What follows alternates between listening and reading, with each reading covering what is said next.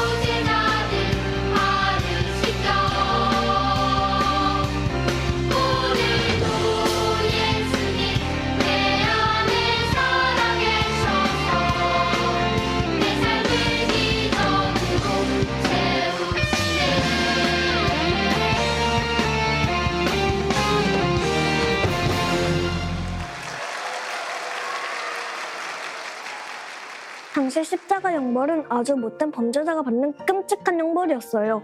특히 유대인들에게 십자가에 달리는 것은 하나님의 저주를 받는 것으로 여겨졌어요. 그런데 아무 죄도 없으신 예수님께서 십자가에 달리셨어요. 생명의 주님께서 생명이 끊기신 거예요. 왜 그러셨을까요? 우리를 너무나도 사랑하셨기 때문이에요. 죄로 인해 영원히 죽을 수밖에 없는 우리들을 불쌍히 여기셔서 우리 대신 십자가에 달려 돌아가신 거예요. 예수님의 그 크신 사랑과 희생 덕분에 우리의 죄는 깨끗하게 되었어요. 하나님의 원수였던 우리가 하나님의 사랑을 받는 자녀가 되었어요. 그 사랑은 너무나도 큰 사랑이 아닌가요? 평생을 갚아도 절대로 갚을 수 없는 예수님의 십자가 사랑을 다 함께 찬양해요.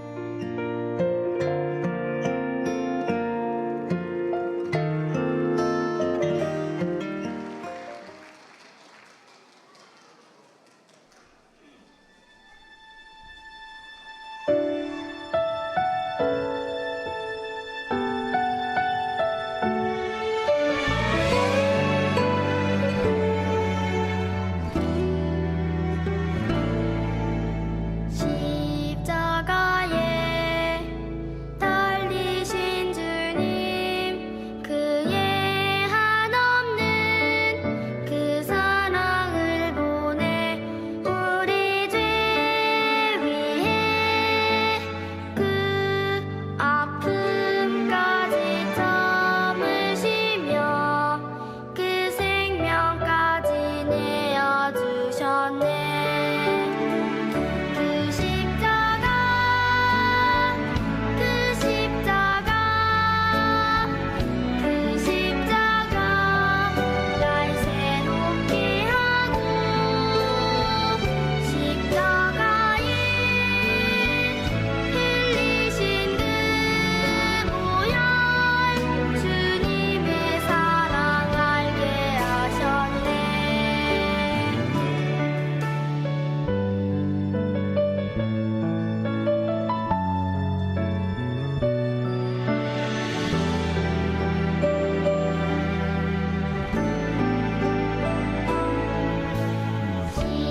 십자가에 달리신 주님, 그의 한없는 그 사랑을 보내 우리 죄 위해 그 아픔까지 참으시며 그 생명까지 내어주셨네. 그 십자가, 그 십자가, 그 십자가 날 새롭게 하고 십자가에 흘리신 그 보혈 주님의 사랑 알게 하셨네. 그 십자가, 그 십자가, 그 십자가 날 새롭게 하고 십자가에 흘리신 그 보혈 주님의 사랑 알게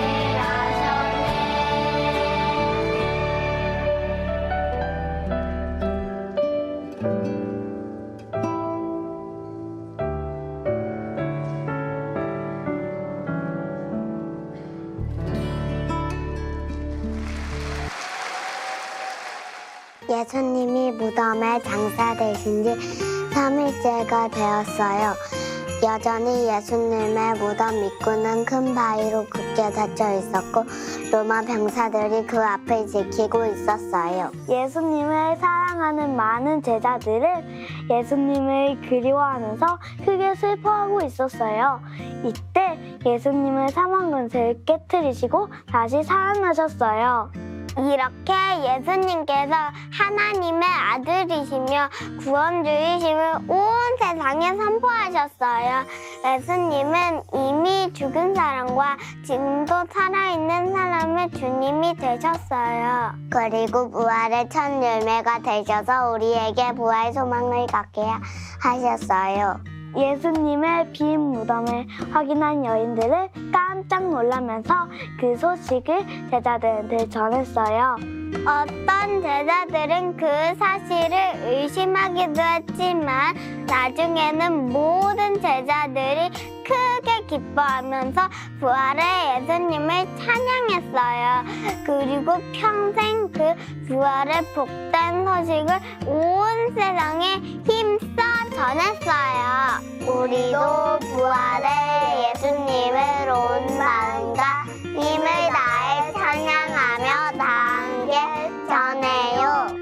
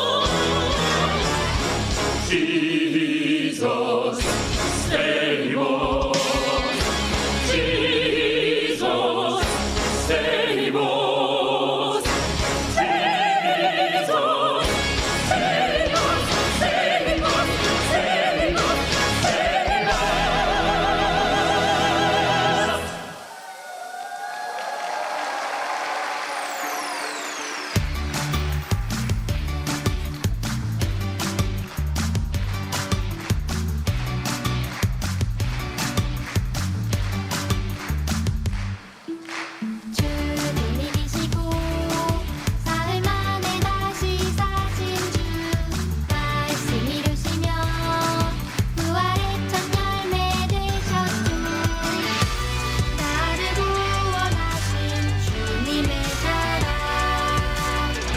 부활이요 생명이신 주를 찬양해 부활의 이 기쁨 랄라랄라 소리 높여 찬양해 참 소망을 주신 예수님 부활의 이 기쁨 랄라랄라 기뻐 뛰며 찬양해 참 생명을 주신 예수님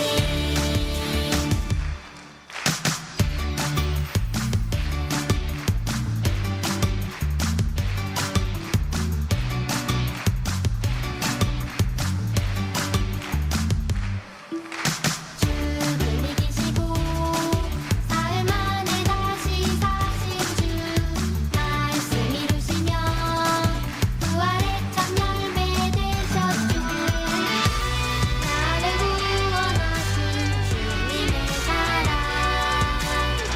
부활이요 생명이신 주를 찬양해 부활의 이 기쁨 랄라랄라 소리 높여 찬양해 참 소망을 주신 예수님 부활의 이 기쁨 랄라랄라 기뻐 뛰며 찬양해 참 생명을 주신 예수님 다시 사신 예수 승리하신 예수 날 구원하신 예수 찬양해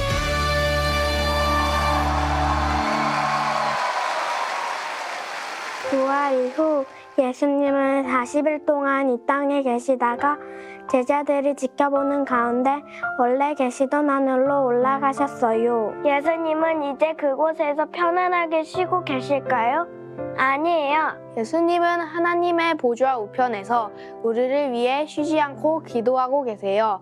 그래서 우리가 천당에 들어갈 때까지 믿음의 삶을 힘써 살아가게 하세요. 또 우리가 함께 지낼 곳도 준비하겠다고 하셨어요. 특히 예수님은 하늘에 오르시면서 성령님을 보내주셨는데 성령님을 통해 우리와 함께 하시고 우리를 지키고 돌보시며 결국 우리를 영원의 하늘나라로 인도하세요. 우리의 구원을 위해 하늘에 오르셨고 지금도 우리를 위해 쉬지 않고 일하고 계시는 예수님을 소리 높여 찬양해요.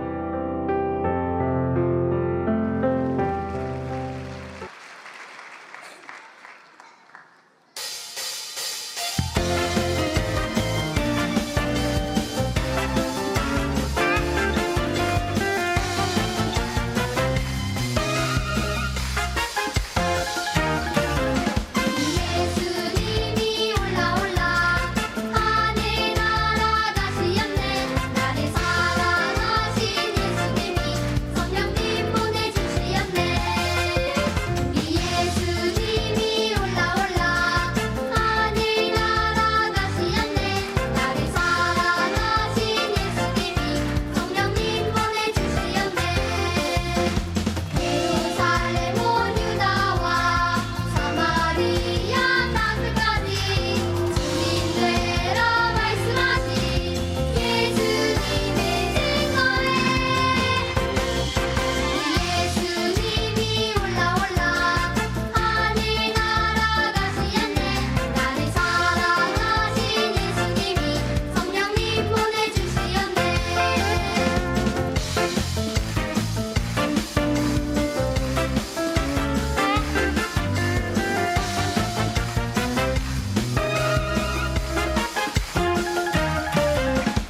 예수님이 올라 하늘나라 가시었네. 나를 사랑하신 예수님이 성령님 보내주시었네. 예루살렘 온 유다와 사마리아 땅끝까지 주님 되라 말씀하신 예수님의 증거에 예수님이 올라 하늘나라 가시었네. 나를 사랑하신 예수님이 성령님 보내주시었네. 성령님 보내주시었네. 성령님 보내주시었네.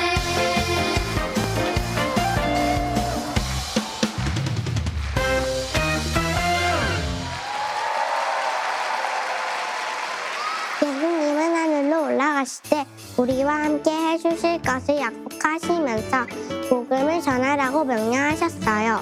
그리고 성령님을 보내주시면서 성령님의 능력에 힘입어 복음의 증인으로 살라고 하셨어요. 제자들은 그 명령에 순종해서 사마리아와 유다와 땅끝까지 가서 복음을 힘써 전했어요.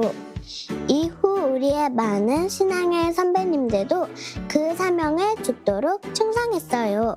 그렇다면 이 시대에 예수님의 제자인 우리는 어떻게 해야 할까요?